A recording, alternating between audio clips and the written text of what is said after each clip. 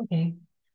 Hello, everyone. Welcome to our annual Easter conference on the Nician Council. This time is dedicated to the 1700th anniversary of the Nician Council, the Council of Nice. And we would like to welcome you all to this event.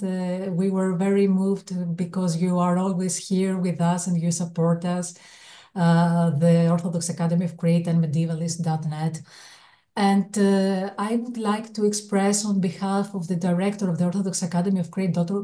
Konstantinos Zorbas, his warmest greetings. Unfortunately, due to another conference, he cannot be here with us today. As well as Peter Konieczny, the founder and director of the medievalist.net, who is co-organizing this event with us. I won't talk too much, okay? I will just ask Dr. John Gallagher to join us and present the first session. John, we're ready for you. Hello, thanks very much, Zoe. It's my great pleasure to welcome our first speaker for this year's Easter conference, Stefan Maric, who will be presenting the paper Apostolic Authority and Pre-Nicene Pascha, Collision or Dialogue in the Martyrium Polycarpi. Over to you, Stefan. Hello, everyone. I'm glad to participate in the work of this interesting conference. I have prepared a short exposition of my paper, which is, as you mentioned, entitled Apostolical Authority and Pre-Nicene Pascha, Collision or Dialogue in Martyrium Polycarpi, Vita Polycarpi, and Martyrium Pioni. So I'll try to be as short as possible. So the celebration of Pascha in the pre-Nicene Church is one of the most complex and heavily debated questions in early Christian studies. Despite centuries of scholarly attention, the origins, chronology, and theological foundations of early Christian Paschal practices remain shrouded in uncertainty. Central issue revolves around the apostolic authority invoked by various communities to validate differing liturgical tradition. In particular, the role of Polycarp of Smyrna, whose figure emerges at the intersection of Johannine and Pauline ecclesial identities, offers a unique perspective on how early Christian communities navigated the memory of the apostles to shape their own liturgical calendars and theological commitments. The core of the controversy is not merely calendrical, but deeply theological, hinging on how early Christians understood the continuity between Jewish and Christian liturgical life, the function of tradition, and the authority of apostolic figures. This study delves into three key early Christian texts, mainly hagiographical one, associated with the Smyrnian Church, Martyrium Polycarpi, Vita Polycarpi, and Martyrium Pioni, to investigate how appeals to apostolic authority shaped and reflected divergent Paschal traditions. The so-called Quartodeciman controversy, named after the practice of celebrating Pascha on the 14th of Nisan, according to the Jewish calendar, represents a fundamental theological fault line in early Christianity. Johannine communities in Asia Minor defended this practice by invoking the example of the Apostle John and his disciple Polycarp.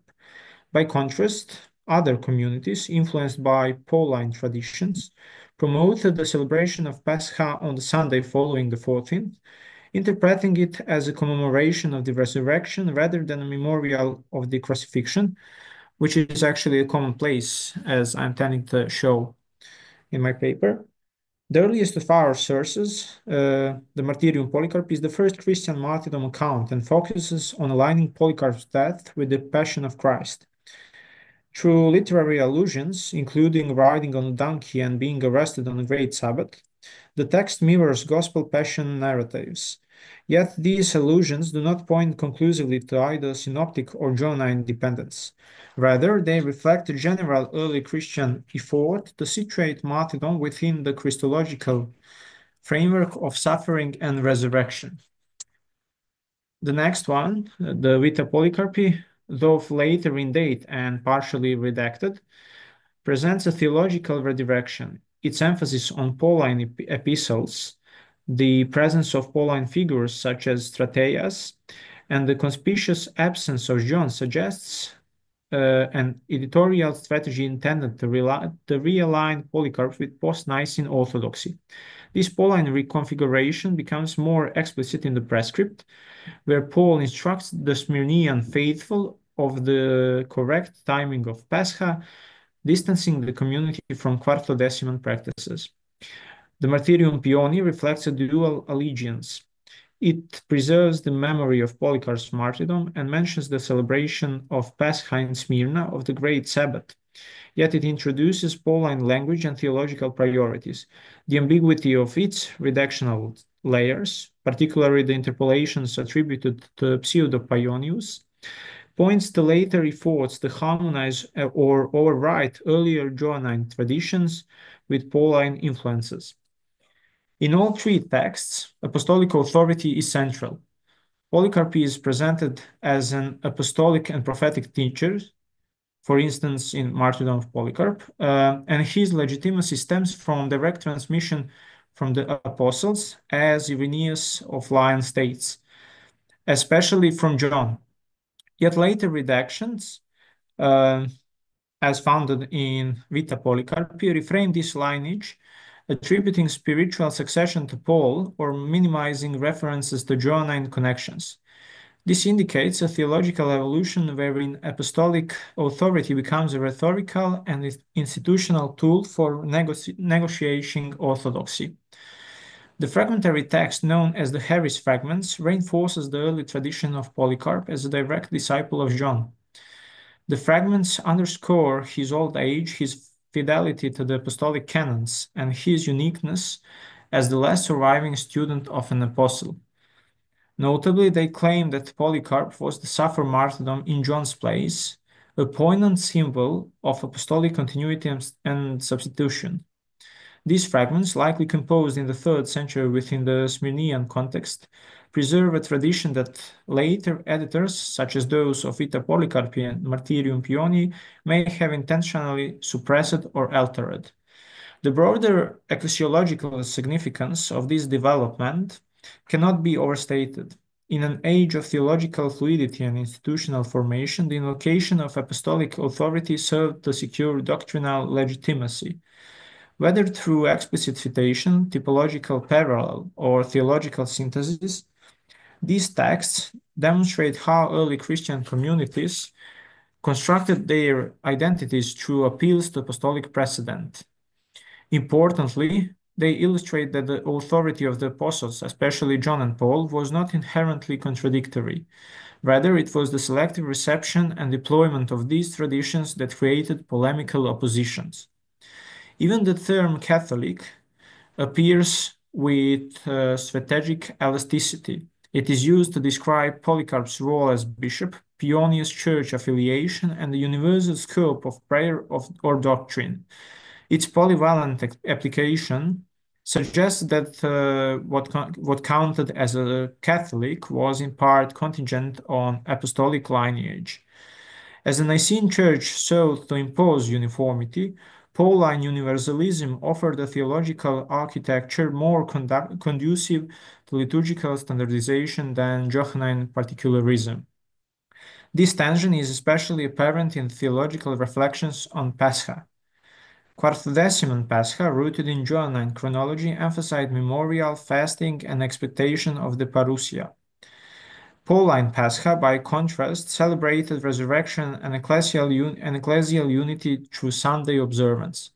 While early texts do not resolve this opposition, they reflect a dynamic process in which liturgical praxis was continually reinterpreted in light of apostolic memory and evolving theological needs. Ultimately, the figure of Polycarp serves as a hermeneutical key. Whether remembered as John's disciple or reimagined as Paul's successor, he embodies the continuity and flexibility of apostolic authority. His memory was a site of contested interpretation, at once a relic of apostolic fidelity and a mirror of theological invocation. In Polycarp, the Church remembered the apostles not as fixed monuments, but as generative sources of tradition, capable of sustaining a diversity of practices within a unified ecclesial vision. So for the end, what I want to emphasize is that we don't have some traditions that are opposite each to other, but rather we can talk about two traditions that are supplementary and that are trying to fulfill emptiness of the other tradition.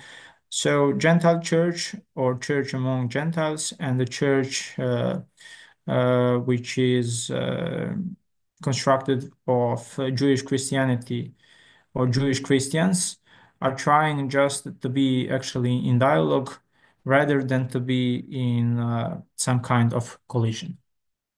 Thank you for your patience. Thank you very much for your paper, Stefan. We will hold off on questions until the end of the session. Okay. The next paper in this panel is by our colleague Ioana Skura. Ioana is unfortunately unable to join us in person today, so she has sent an amanuensis to stand in instead. Zoe will be reading Ioana Skura's paper entitled Questioning the Ecclesiastical Equinox in 14th Century Byzantium. Over to you, Zoe. Great, thank you. Apologies on behalf of Fiona, who could not be here with us today. She has many important engagements that prevent her from attending this conference. She does have a presentation, so I will share my screen.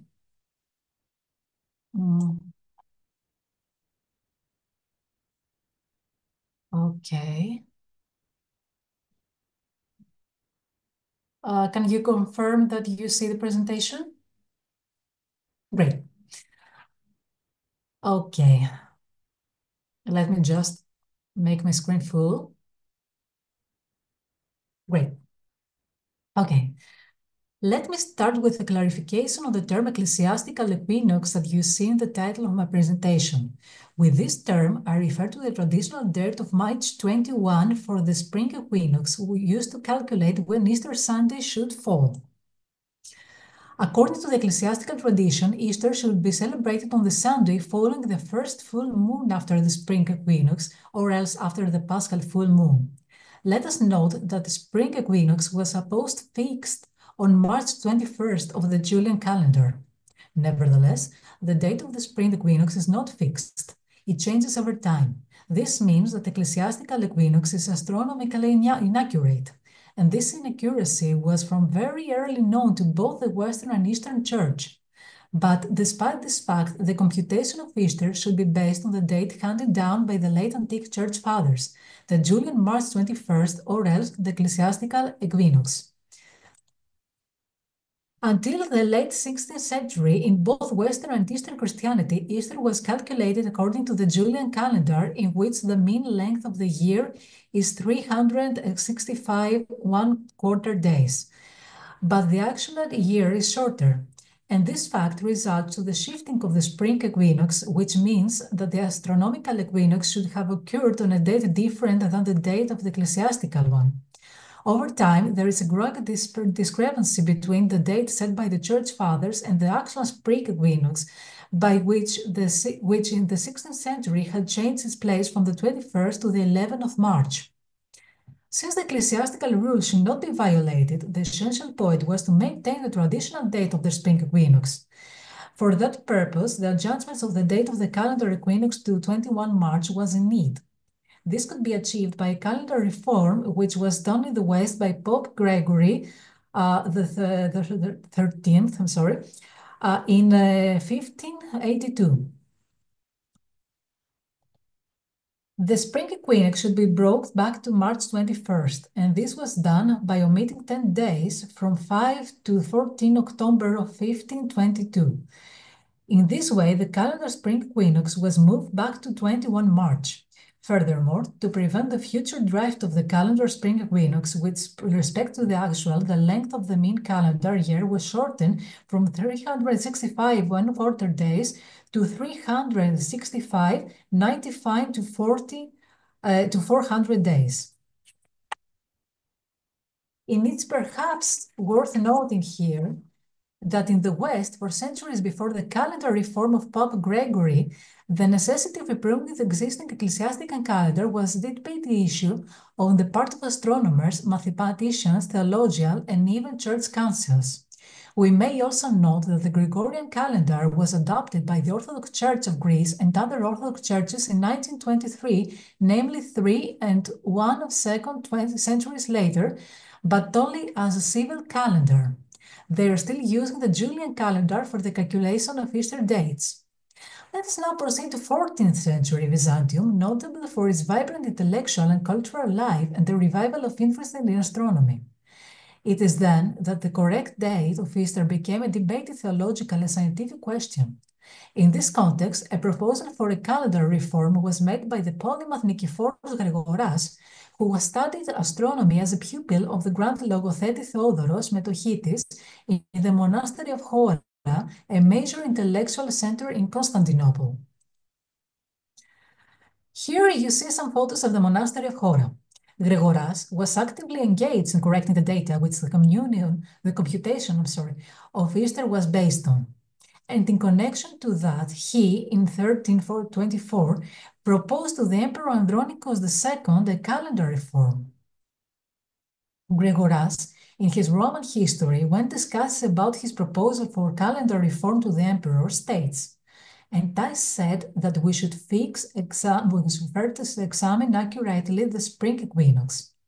After having calculated the date of the spring equinox and having verified that it was not the first one of March, Gregoras realized that the Julian calendar miscounted the length of the year.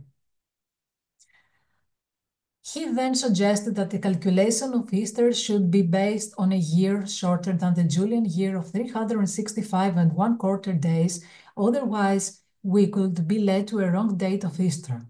Because, as he states, we add to 365 days a whole quarter of one day, while we should not do that.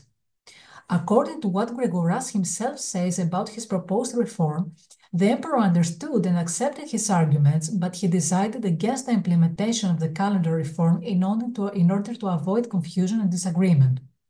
Nikiforos Gregoras was neither the first nor the only Byzantine scholar to state that the spring equinox it is not fixed on 21 March. But he was the only to propose explicitly a calendar reform in relation to the calculation of Easter. Some illustrative examples in this regard are to be found in the commentaries of the 7 Apostolic Canon, which states that the Easter should be celebrated after the spring equinox. If any bishop, presbyter, or diacon shall celebrate the holy day of Easter before the spring equinox with the Jews, let him be deposed. Let us see, for example, the famous 12th century canonized Theodore of Balsamon's commentary. Theodore of Balsamons states that the spring equinox is not fixed, but may occur in various dates. The spring equinox does not occur in the 25th of March, nor on the 20th, or on any other definite day, as some say, but on whatever day. Balsamon, although being aware of the fact that the spring equinox is not fixed, does not make any discussion about the correlation of this fact with the calculation of Easter, neither proposes any change in the traditional calculation of Easter. This is also the case, to give one example, from the 14th century of Makarios Chrysokephalos, Metropolitan of Philadelphia in Asia Minor, who was a prominent figure in religious and political circles of this time. Chrysokephalos, in the explanation of the apostolic canons ascribed to him, limits himself to only pointing out that the spring equinox is not fixed, as we read in a 15th or 16th century Leiden manuscript, which transmits a theological miscellany. The spring equinox does not occur on a definite date. The above two examples show that the error of the ecclesiastical equinox was known, but there was not any discussion about the problem prior to Gregoras, who was the first to put that problem on the agenda. And in connection to that, he proposed a calendar reform. After Gregoras, the fact that the spring equinox is not fixed on 21 March was intensively discussed by other 14th century Byzantine scholars such as the theologian and monk Barlaam of Seminara, the canonist Mattheos Vlastaris, and the monk Isaac Argyros, who was Gregoras's pupil. Those scholars calculated the days of the spring equinox for certain years and verified that it did not always fall on 21 March, thus realizing that the Julian calendar miscounted the length of the year. But they did not propose any change. Let us start with Barlaam of Seminara, Gregoras's opponent in the Palamite controversy.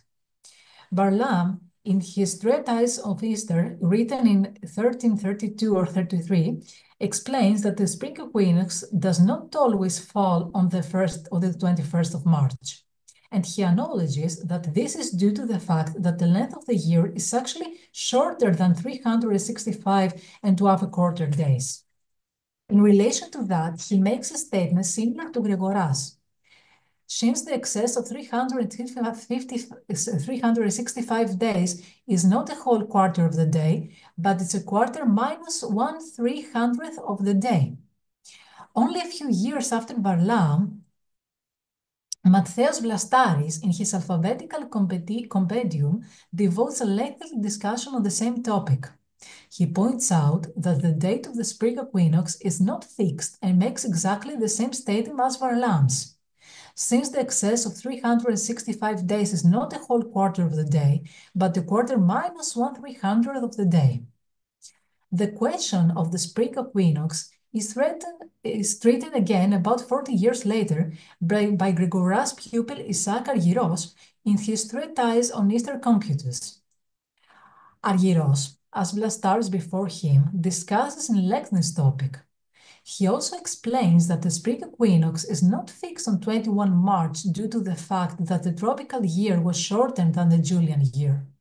And he makes a statement similar to that of his predecessors, that the sun returns from one point to the same point in 365 days and a quarter of the day is approximately said. More accurately, 365 and a quarter of the day minus a fraction of the day. From the examination of Barlaam's, Vlastaris, and Argyros treatment results that through the question of the ecclesiastical equinoxes evoked by all three scholars, none of them proposed any change in the calculation of Easter. Easter should be calculated on the basis of the Julian year. Now, to summarize. According to the ecclesiastical tradition, Easter should be celebrated after the spring equinox, assumed always on March 21st. The fixed date of March 21st from the spring equinox was explicitly questioned in the 14th century Byzantium by certain prominent scholars who revised that date. Nevertheless, apart from Nicephorus Gregoras, they did not propose any change needed to bring back the spring equinox to the date prescribed by the Church Fathers. In that context, Nicephorus Gregoras proposed a calendar reform which was not accepted. Eastern Christianity is still using the Julian year for the calculation of Easter dates. Thank you for your attention. Thank you, Zoe, for delivering Joanna's paper. We will now move on to questions. Can I open the floor for questions? I'm not sure, Zoe, how this will work with YouTube. Actually, if someone watching from YouTube wants to ask a question, they can put it on the comment section. Okay, great. Let's just give me a moment to see if we have any questions. No, I don't see anything in the comments. So I think if one of the speakers has something to add or question something or...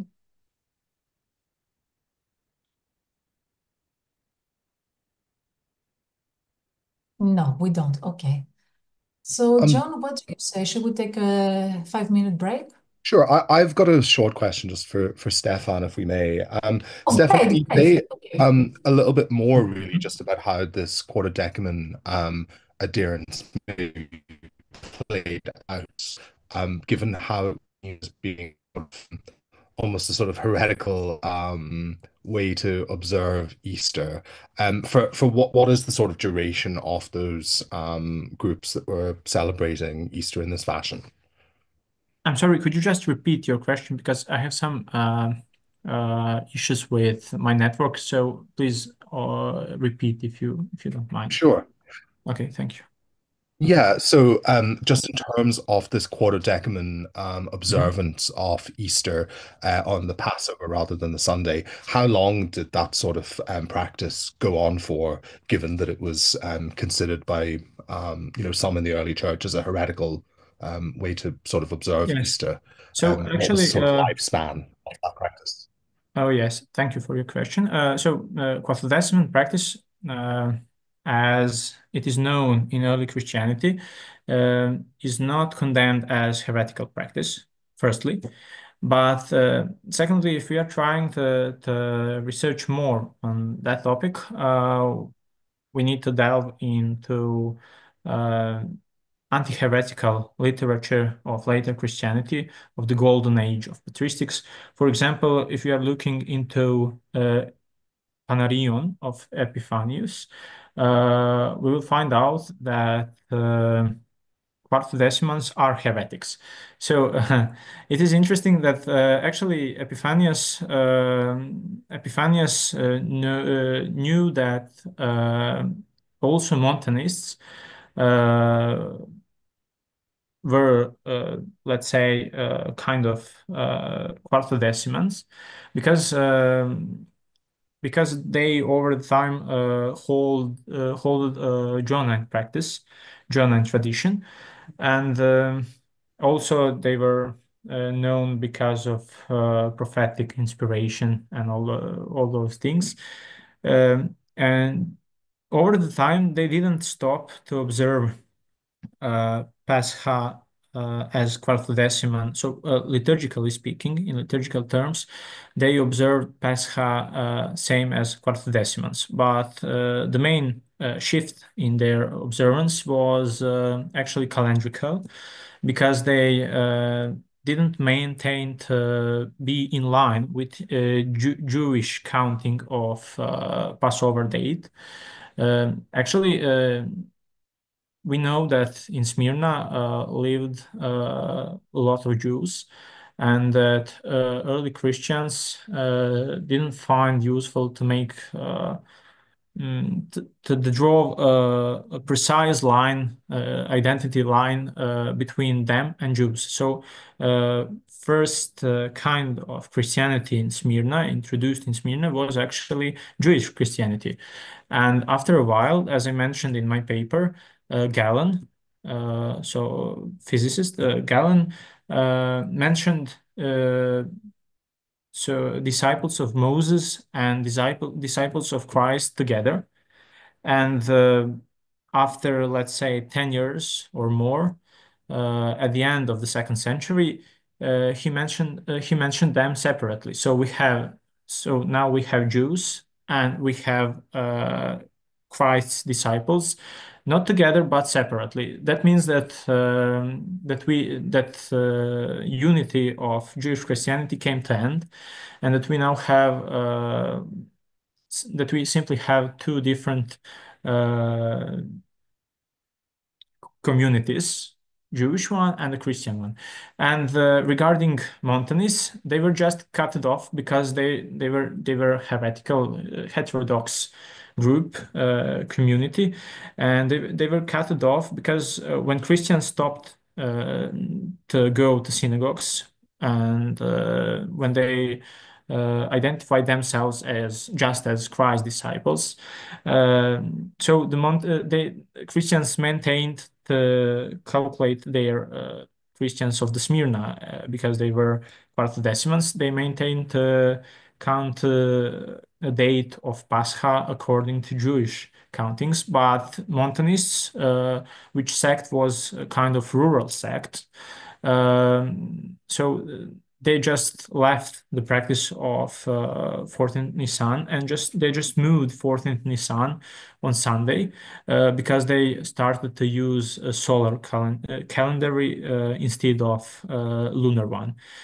So actually, at the moment, Montanist practice was Quartodeciman, and over the time it stayed through the time it stayed Quartodeciman.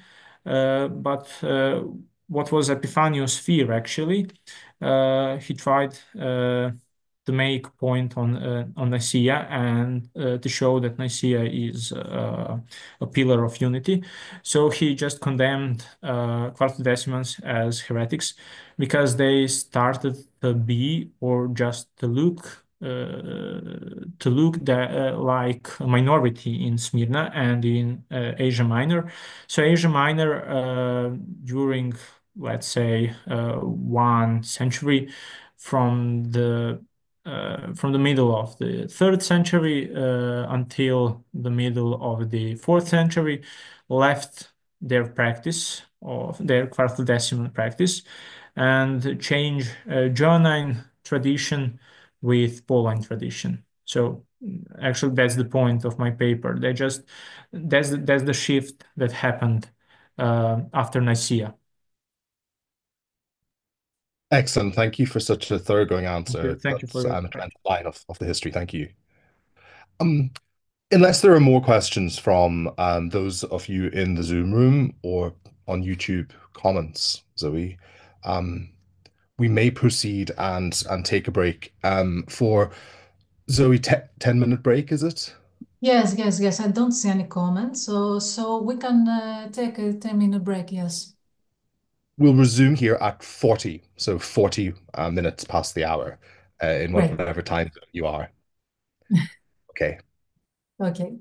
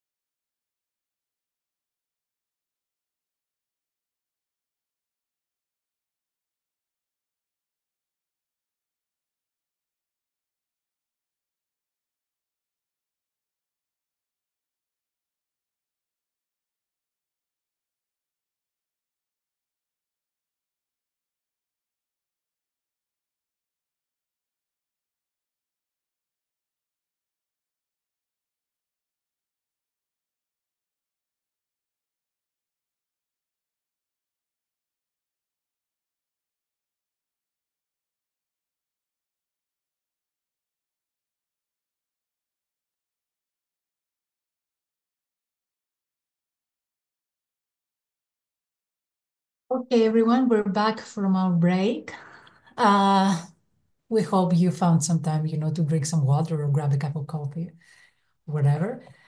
So let's move on to our second session for today. Our first speaker will be Dr. John Gallagher, who will speak about Theodore of Tarsus and his approach to Easter in Anglo-Saxon England. So, John, you can share your presentation, and the floor is yours. Thank you, Zoe.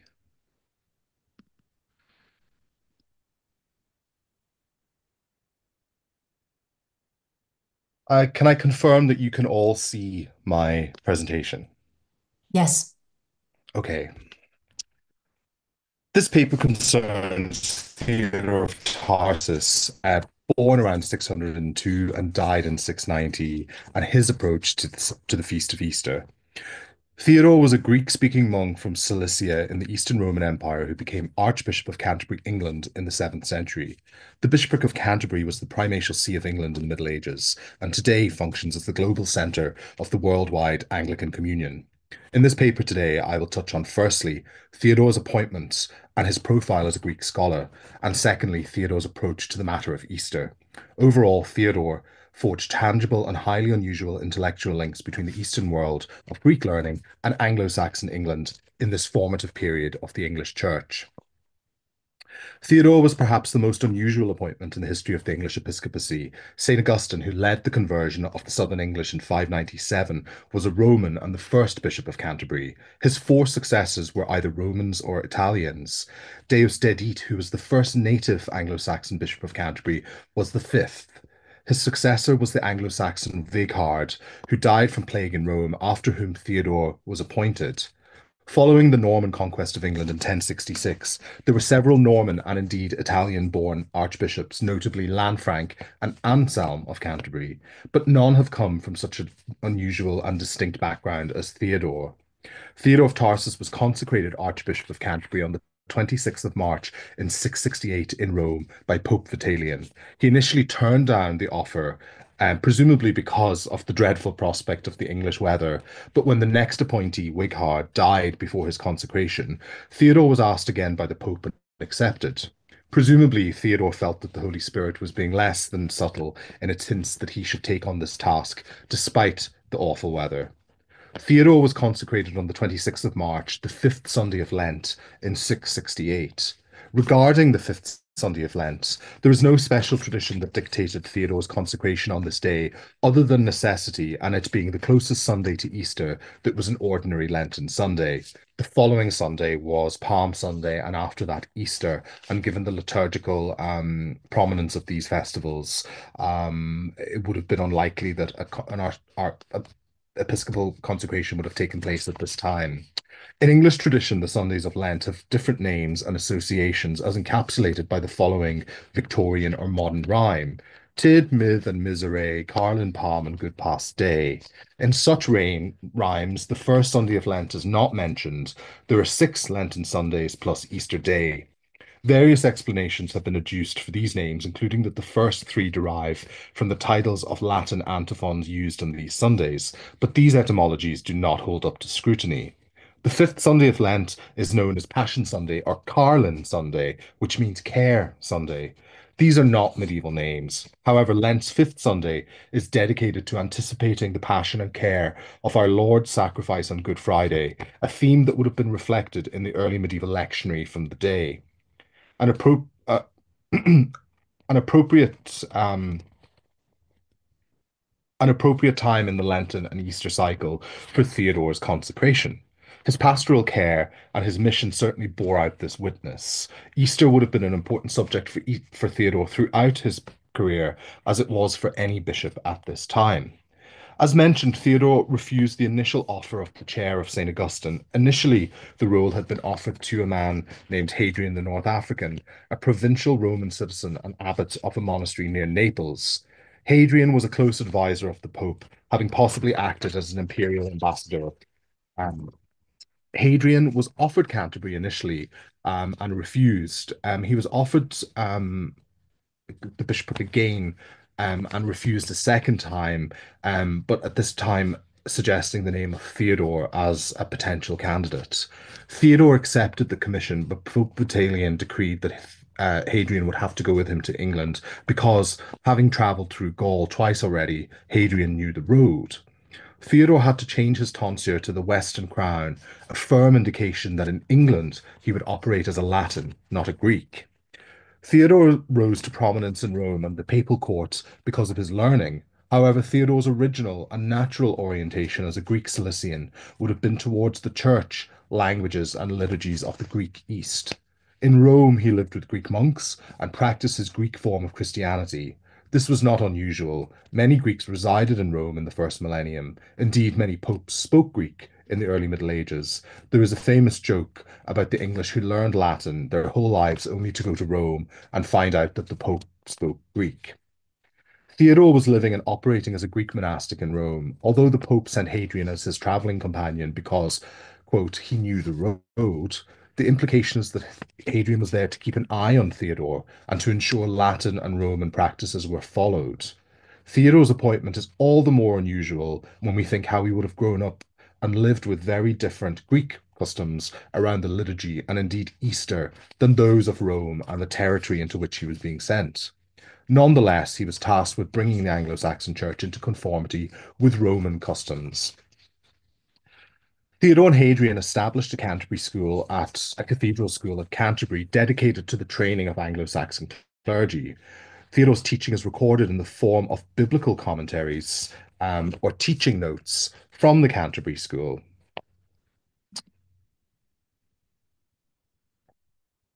And provide insights into his pronouncements on Easter.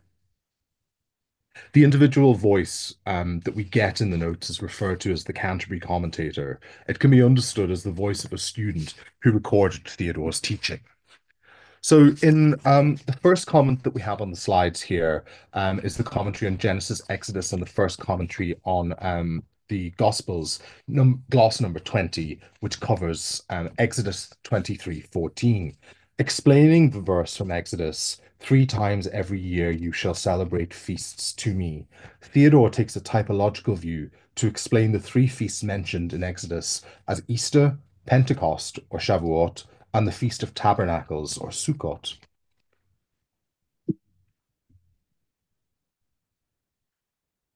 In the next comment from the first commentary on the Pentateuch, number 295, which analyzes Exodus 25:7, this gloss analyzes the high priestly vestments described in Exodus.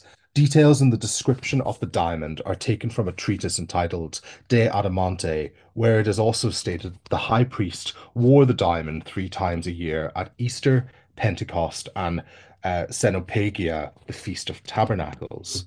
I believe this source lies behind this and the first gloss discussed above. Because Easter is tied to Passover, the subsequent feasts of the Christian Pentecost or Jewish Shavuot are roughly aligned.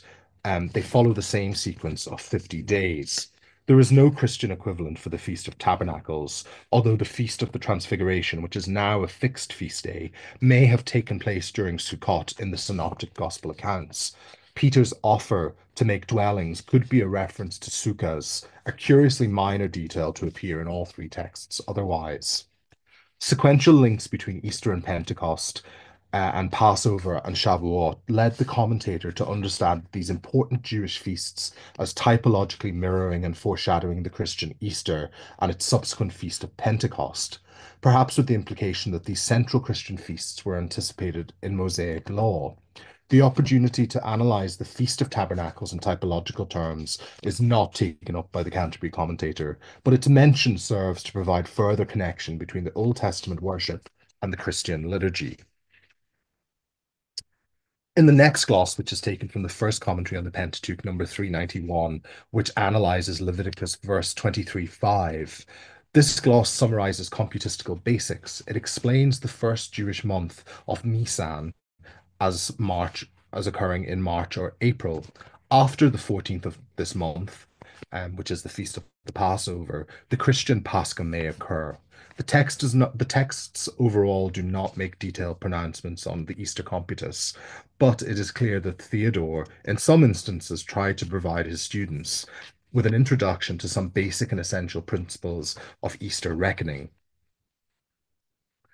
In this next comment, taken from the first commentary on the Pentateuch, number 248, analyzing Exodus verses 13:4, this comment explains the verse, in the month of new corn. The Greek and Hebrew versions of this verse have in the month of Abib, the older name for the first Jewish month of Nisan. Abib means an ear of barley. The interpretation that the month of new corn lasts from Passover to the Jewish Pentecost, Shavuot, is garbled or confused. The commentator believed incorrectly that on the 14th of Nisan,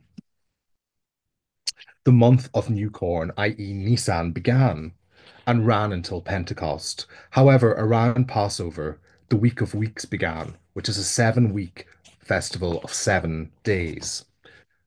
So 7 weeks of 7 days, which after which Pentecost occurs. But this fell in the third month of Sivan, not the first month of Nisan.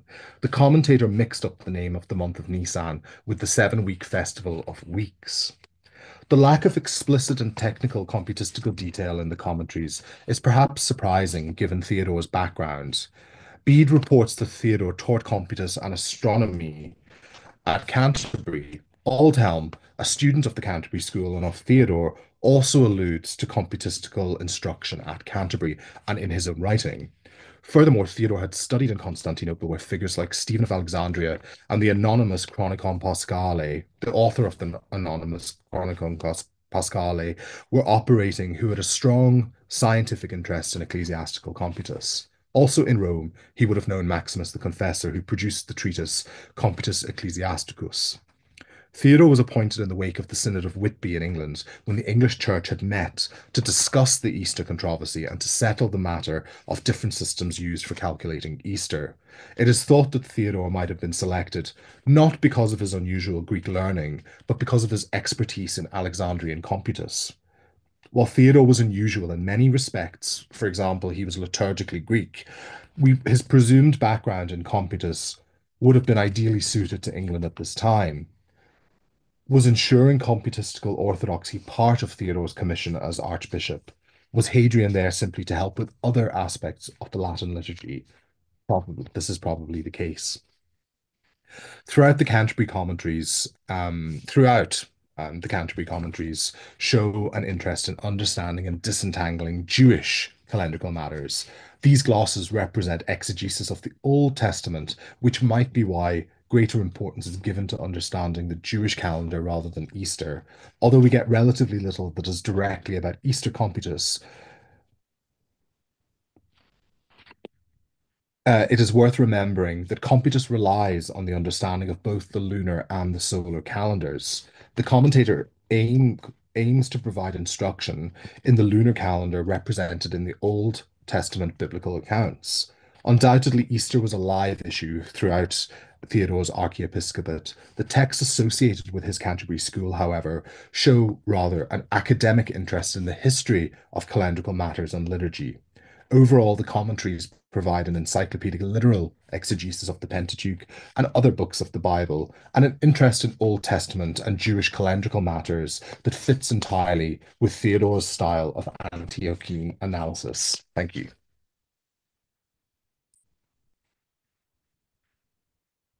Thank you, John, for this beautiful presentation.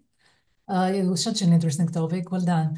And last but not least, we're moving to our final speaker for today, Christian Kovachev from the Bulgarian Academy of Sciences, who will talk about development of Good Friday service of the Virgin Lament as part of the liturgical Paschal text and its Slavic perception. Let me just share an image, a relevant image, while Christian gives his lecture. Yes. Hello, everyone. Thank you, Zoe, for sharing the screen. Thank you and for the opportunity to participate in this conference. In my presentation, I will attempt to outline the historical development of a liturgical text performed on the evening of Good Friday. In historiography, this text has often been considered a later composition, However, we will see that its root reach back to the early Middle Ages. The Christian Church constructs a sense of time that transcends chronological history, a time outside of time. In this sacred temporality, human beings are not distanced from the time of the Logos, but instead live with it and within him. Every moment becomes an encounter with what it's seen, heard, and experienced in worship. The Holy Week services don't merely recall the final days of the Savior's earthly life, they offer clergy and laity alike the opportunity to stand before the cross and join the praise of a resurrection and Christ's victory over death. On the most sorrowful day in human history, a special service is held in which clergy and faithful together not only mourn the wife that descends into the tomb, but also glorify with one voice and one heart the King who conquers death by his own death on the cross, raising the dead from their graves. On the evening of Good Friday, around the epitaphs, mournful hymns of praise are sung. They are known as lamentation. Upon the grave, traditionally divided in 3 articles, composed in accordance with principles of Byzantine hymnography. A revealing example of the reception of this liturgical tradition can be found in a fresco from 11th century in the monastery of St. John Chrysostomus of Kusevendis. There we encounter one of the earliest references to a line from the Lamentations in its current form. Joseph once fled with thee, O Saviour, and now another Joseph dureth thee. Among the 4 evangelists, only Saint John mentions that the mother of Christ stood by the cross, alongside the other Marys. The other 3 evangelists list the woman present at the crucifixion, but don't explicitly name the Virgin Mary among them. Even so, St. John offers no account of her lament.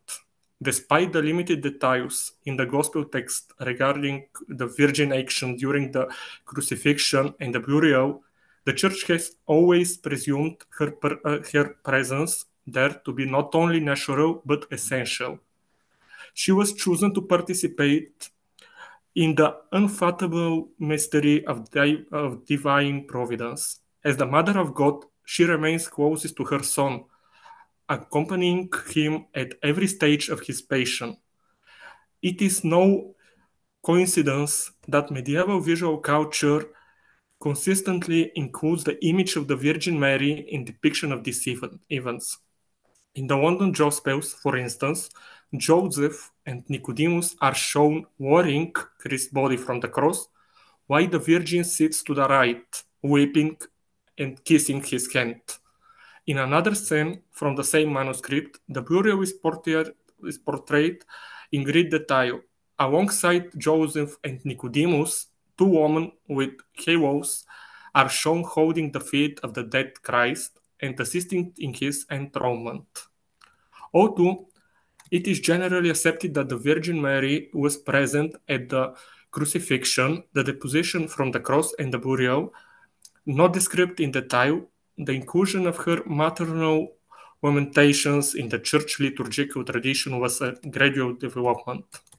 According to the 4th century pilgrim Egeria, no text containing the lament of the most holy Theotokos were known to her as part of the Good Friday services she attended.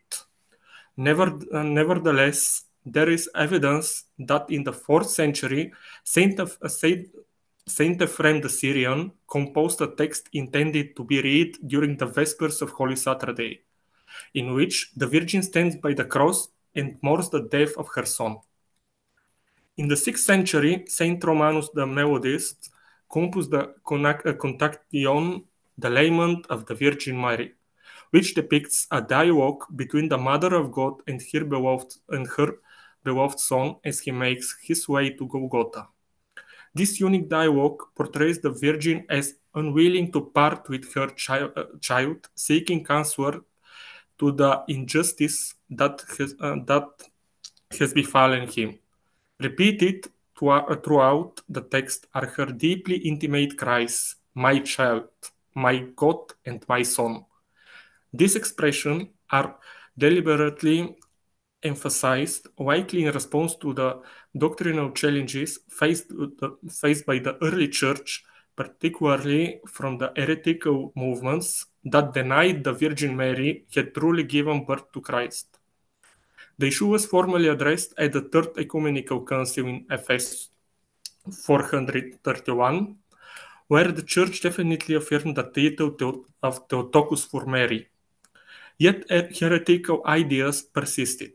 For instance, the Bishop of Serdica, Bonus, held views that necessitated imperial intervention. In the 6th century, Emperor Justinian instructed the churches of Illyricum to avoid communion, with thus adhering to what he termed the crime of Bonus. In the 7th century, Saint Maximus the Confessor further developed the portrayal of the Virgin's spiritual agony in his Life of the Most Holy Theotokos. There, her lament is portrayed as dignified and restrained. She not only weeps over the sufferings of her son, but also extols his patience.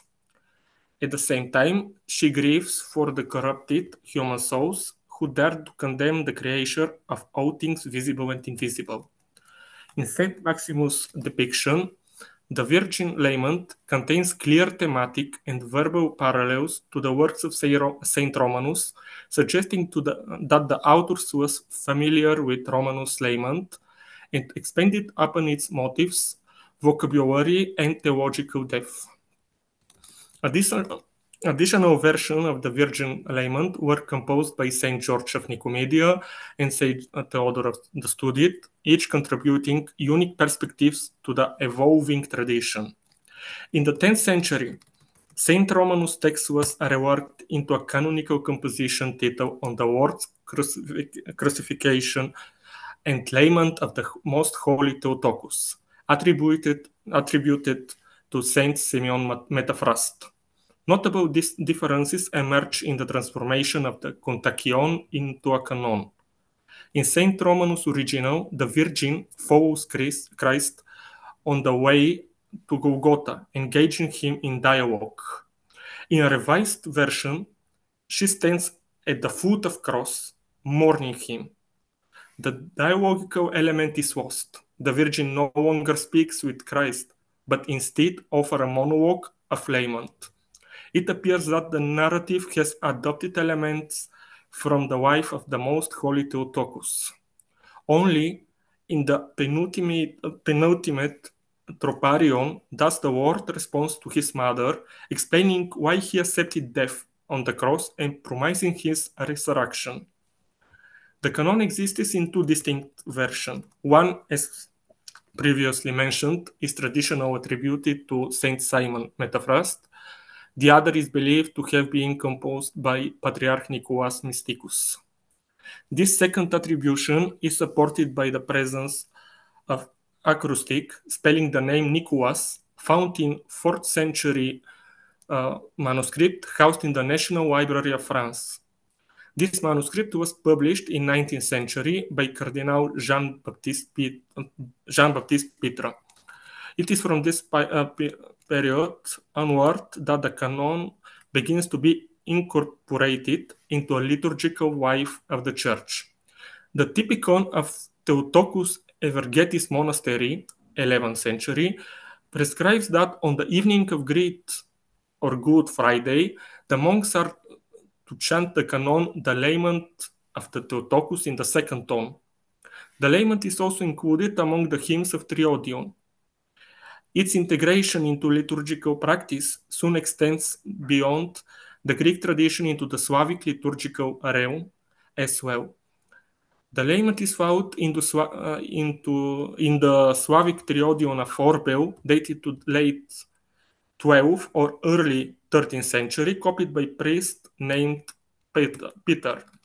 This early incorporation into Triodion, likely a translation or adaptation from Greek manuscripts, suggests that even at this stage there was a clear intention for the composition to become part of the official liturgical corpus rather than remaining in devotional collection intended for private or monastic use.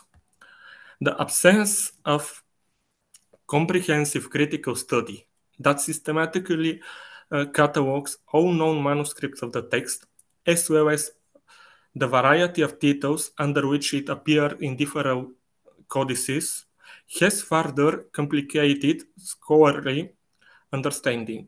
With few exceptions, most researchers have overlooked the aforementioned earlier testimonies and instead assume that the lamentation upon the grave emerged only in twilight of the Byzantine period. The situation obscured by the walls of manuscript over the centuries, the limited access earlier scholars had to key sources, whose outdated hypotheses continue to influence later academic works, and the evident proliferation of lamentation upon the grave text after the 13th century. Mount Athos monasteries, as well as other prominent monastic centers, such as Mount Sinai St. Catherine Monastery, began to play an active role in dissemination of this literary and liturgical tradition. The lamentations upon the grave was incorporated not only into convoluted in liturgical anthologies and triodion, but also in books of hours. The service, known as Lament of the Most Holy Theotokos, also referred to as the Epitaphios, Burial of Christ, or simply Lamentation, celebrates on the evening of Good Friday, holds one of the central places of Paschal cycle. It does not conform to the structure of typical funeral service for a layperson. Instead, it constitutes a hymn of praise for the triumph of life over death, a profound reminder of the word promise to rise again, to shatter the chains of hell, and to liberate the souls of the forefathers.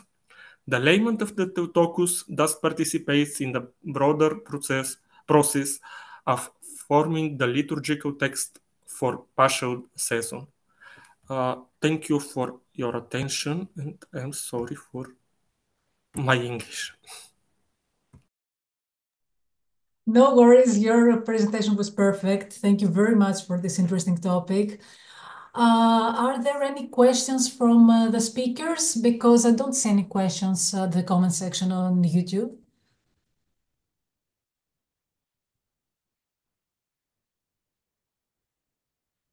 No, okay. Then we reached the end of the conference. You must all have been great speakers since you got us all covered and there are no questions. I just wanted to thank you once more for being here with us today and supporting the Orthodox Academy of Crete and Medievalist.net. I want to wish you all a happy resurrection and happy Easter. John, would you like to say a few closing remarks? Sure. Thank you very much. I actually might sneak in with a question for Christian, if I may, Okay. just so that we have some dialogue. I understand that, like, from my knowledge of a related kind of context, European context, Old Hungarian, the importance of these laments as, like, I think they're the earliest poems in Hungarian. Do you see that in a lot of vernacular languages? Are these hymns really important? Is this variety of text, this liturgical text, important for how it influences like wider literature?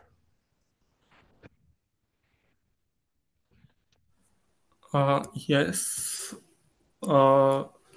this text is important, but I think that this text is interpreted in the liturgy. The liturgy's life is very, very later, maybe in the late Middle Ages. Yes, it's translated in all Slavic languages, not only Bulgarian, Serbian, Russian, but it's very late in late Middle Ages. In 13th century, we see it as part of the liturgy, as part of the services, the paschal services. Before them, we see only part of the collections with monastic use, with monastic maybe themes, topics. And the big problem with this lamentation is which is the original. So one of the scholars think that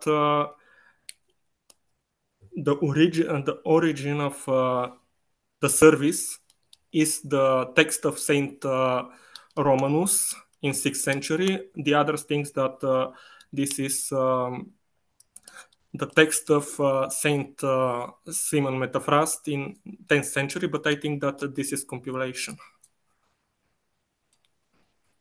Thank you for that answer. I don't know that I answer in your question, but No, yeah, that was perfect. Thank you very much, Christian. And I suppose it remains really to thank all of the speakers today.